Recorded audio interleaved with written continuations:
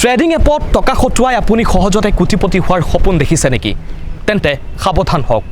এইবাৰ YBYৰ কৰ্মচাৰীয়ে অসমবাসীক দিলে ধমক।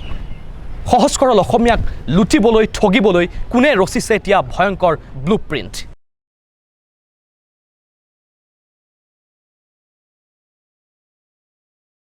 बाप बाप होता है, बाप हमेशा बाप होता है।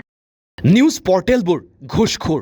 ये जितना भी न्यूज पोर्टल वगैरह वगैरह जो चिल्लाते रहते हैं ना, ये लोग घूसखोर होते हैं। YBY বিচৰা হলে সকলোকে কিনি পেলাব পাৰিলোহেঁতেন। तो YBY चाहता ना सबको खरीद के रख सकता है।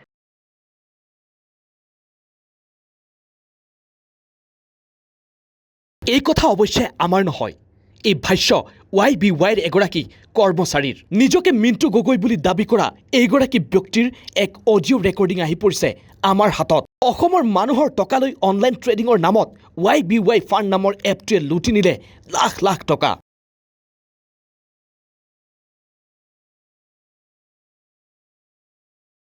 এই এপটোত টকা দিয়া লোকসকলক ধমক মিণ্টু গগৈৰ। আৰম্ভণিতে মাত্ৰ ৬,০০০ টকা বিনিয়োগ কৰি কোটিপতি হোৱাৰ আশাত বহু অসমীয়াই ইনভেষ্ট কৰিছিল এই এপত। কিন্তু হঠাতে অচল হৈ পৰে এই এপটো।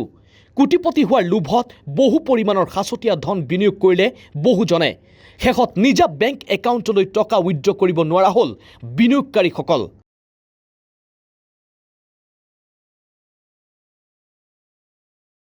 এই ঘটনাৰ পিছতেই এতিয়া পোহৰলৈ আহিছে মিণ্টু গগৈ নামৰ লোকজনৰ এক ভইচ মেছেজ। তেওঁৰ দাবী, YBA কাৰো টকালৈ পলায়ন কৰা নাই। सिस्टम कभी भी भागेगा नहीं, लेकिन आप भागोगी मैं जानता हूँ। आप लोग का एक लोग भागने जा रहे हो आप लोग। YBY কোম্পানী কেতিয়াও ডুব যাব নোৱাৰে। YBY कोई मरने वाला कंपनी नहीं है।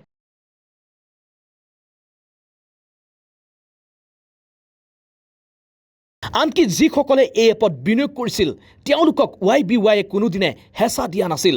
নিজ ইচ্ছামতে তেওঁলোকে এই এপত বিনিয়োগ কৰিছিল বুলি মন্তব্য মিণ্টু গগৈৰ। লগতে এই সম্পৰ্কে বাতৰি প্ৰচাৰ কৰা নিউজ চেনেল আৰু পৰ্টেলবোৰক ঘুষখোৰ বুলিও আখ্যা দিছে এইগৰাকী লোকে। তেওঁৰ মন্তব্য, YBYয়ে বিচাৰিলে সকলোকে কিনি পেলাব পাৰে।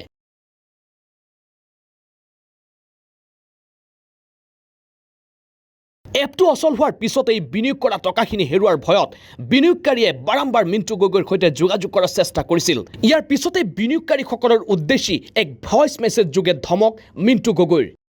YBY ফাণ্ড অথবা মিণ্টু গগৈয়ে কাৰোলৈ ভয় নকৰে। YBYৰ এপ অচল হোৱা নাই, এয়া তেওঁৰ দাবী।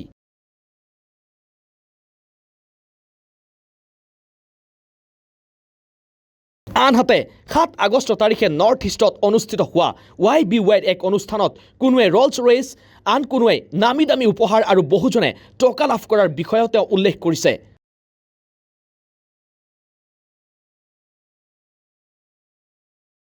অৱশ্যে তেওঁ কোম্পানীৰ শীৰ্ষ বিষয়ে এই সমস্যাৰ বিষয়ে ভালদৰে জানিব বুলিও গা এৰা দিছে।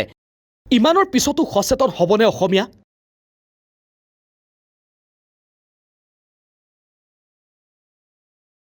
এতিয়া প্ৰশ্ন হয়, কিয় আৰু কেনেকৈ প্ৰয়োজনীয় অনুজ্ঞাপত্ৰ অবিহনেই কোনো অজ্ঞাত সংস্থাই এনে ভয়ংকৰ জাল পেলোৱাৰ সাহস কৰে আৰু শ্বৰ্টকাটত প্ৰতিবাৰেই কোটিপতি হোৱাৰ লোভত মৰা একাংশ অসমীয়াই এনে জালত পৰে। প্ৰশাসনৰ তদন্তৰ পাছতেই সকলো পোহৰলৈ আহিব। কিন্তু হয়তো পুনৰ অসমীয়াই একেই ভুল কৰিব আৰু সহজ উপায়েৰে টকা ঘটাৰ লোভত পুনৰ টকা বিনিয়োগ কৰি সৰ্বস্বান্ত হ'ব লাখ লাখ অসমীয়া।